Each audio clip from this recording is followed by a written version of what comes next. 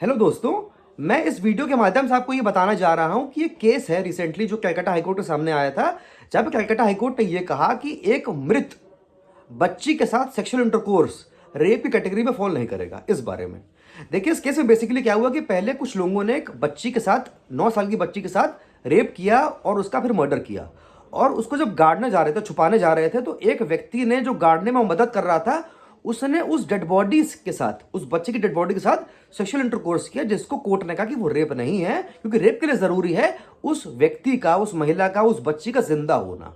जिंदा व्यक्ति के साथ ही रेप हो सकता है। कानून की दृष्टि से यह बात ठीक है, क्योंकि अगर आप सेक्शन 375 376 पढ़ लें आईपीसी का, तो लिखा है कि man penetrates any of these things into a woman. तो वुमन का मतलब है कि वुमन ऑफ एनी एज। और दूसरी बात, हमारे पास एक कानून है एक्स पोस्ट फैक्टो लॉस, जिसके बारे में बात होती है, यानी कि किसी भी व्यक्ति को सजा तभी मिल सकती है किसी अपराध की जब पहले वो अपराध हो। फॉर एग्जाम्पल, अगर कोई 1955 से पहले हिंदू ने 2 शादियां कर रखी थी तो वो अपराध नहीं था, पर 1955 के बाद अगर उसने कोई शादी कर ली तो वो अपराध की कैटेगरी में फॉल करेगा। यानी कि पहले अपराध बनेगा फिर सजा मिलेगी। अगर किसी व्यक्ति ने कोई काम किया है जो पहले अपराध नहीं था, बाद में अपराध बना दिया गया, तो उसको पुराने काम की सजा नहीं मिलेगी। लेकिन अगर हम इस दृष्टि से सोचें कि ये रेप कैसा अपराध है, रेप में बात होती है कंसेंट की। तो अगर किसी भी महिला का सेक्सुअल इंटरकोर्स में कंसेंट है तो वो रेप है ही नहीं। लेकिन अगर वो कंसेंट नहीं है, तो चाहे वो 70 साल की बूढ़ी महिला हो, या कोई 40 साल की महिला हो, या कोई 9 साल की बच्ची हो, और या कोई डेड बॉडी हो किसी महिला की, सब में किसी की भी कंसेंट नहीं है। कोई महिला अगर कोमा में है, ब्रेन डेड है, उसका दिमाग एकदम बंद हो चुका है, लेकिन उसकी सांसें चल रही हैं, उसके संग सेक्सुअल इंटरकोर्स करना रेप है। किसी महिला को इंटॉक्सिकेट करके नशे में उसकी कंसेंट जबरदस्ती ली जाए या उसकी कंसेंट ना हो, दोनों सूत्रों में वो रेप है। और तीसरी इंपॉर्टेंट बात, किसी भी 18 साल से नीचे की कोई भी महिला हो, उसकी कंसेंट हो या ना हो, वो रेप है। तो ये सारी चीजें रेप है। और वो बच्ची जब 9 साल की थी जिसके संग सेक्सुअल इंटरकोर्स हुआ, वो रेप था, क्योंकि उसकी कंसेंट की तो कोई रिक्वायरमेंट ही नहीं है। और दूसरी बात, उसकी डेड बॉडी के संग सेक्सुअल इंटरकोर्स किया जाना रेप नहीं है। तो कमाल की बात देखिए कि जहां पे कंसेंट की रिक्वायरमेंट है, तो 9 साल की बच्चे की कंसेंट की पहली बात तो कोई जरूरत ही नहीं है, और वो रेप की कैटेगरी में ऑलरेडी फॉल करेगा। और जहां पे कंसेंट होती है वो रेप होता ही नहीं है, तो एक डेड बॉडी ने कंसेंट कब दे दी? दूसरी बात ये हो गई। और तीसरी इंपॉर्टेंट बात, अगर हम सोचें कि उस 9 साल की बच्ची को शायद पता भी ना हो कि रेप क्या होता है, उस बच्ची के पेरेंट्स के ऊपर या सोसाइटी के ऊपर ही असल में अपराध है। और वो बच्ची अगर जिंदा बचती तो शायद वो अपने घर वालों को बता भी ना पाती उस संग क्या हुआ है।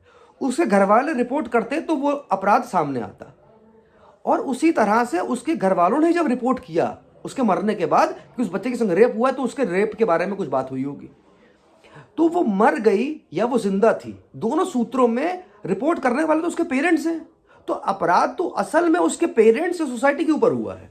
उस बच्ची की बॉडी पे तो जो अपराध हुआ है वो हुआ है, उस बच्चे को तो उस अपराध के बारे में भी जानकारी ना हो। तो पहली बात, अगर हम सोचें कि कंसेंट उस बॉडी की थी नहीं, जिस मामले में केवल कंसेंट ही अपराध है, कंसेंट के ऊपर ही सारा अपराध जुड़ा हुआ है। Rape is all about consent.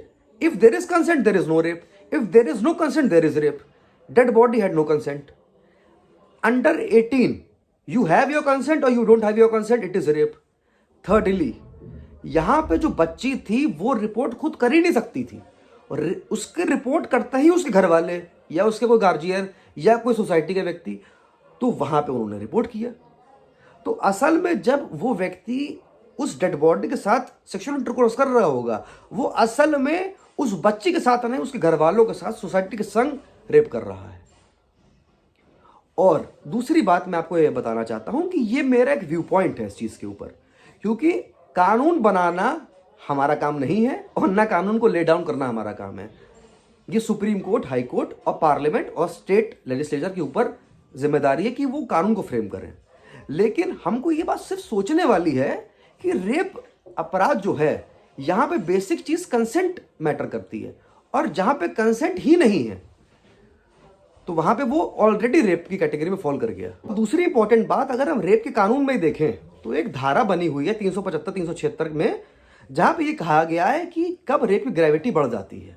वो कहते हैं कि अगर प्रेग्नेंट वुमन के साथ रेप किया जाए तो ग्रेविटी अपराध की बढ़ जाएगी, 12 साल के नीचे की बच्चे की संख्या में ग्रेविटी बढ़ जाएगी, रिपीटेड रेप किया जाए ग्रेविटी बढ़ जाएगी, किसी पुलिस थाने, किसी पब्लिक प्लेस, किसी प्लेस ऑफ ट्रस्ट में अगर रेप किया जाए तो ग्रेविटी बढ़ जाएगी अपराध की, या फिर कोई व्यक्ति, कोई महिला जो है वो इस स्टेज में है कि वो कोमा में है फॉर एग्जांपल, तो उस रेप की ग्रेविटी बढ़ जाएगी।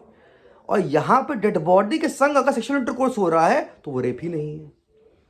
तो मेरा केवल ये कहना है कि एक विचार मैं आपको दे रहा हूं जिसपे आप लोग सोचिएगा और अपने व्यूज दीजिएगा मुझे कि क्या इस रेप के कानून में कोई परिवर्तन की आवश्यकता है। Thank you everyone.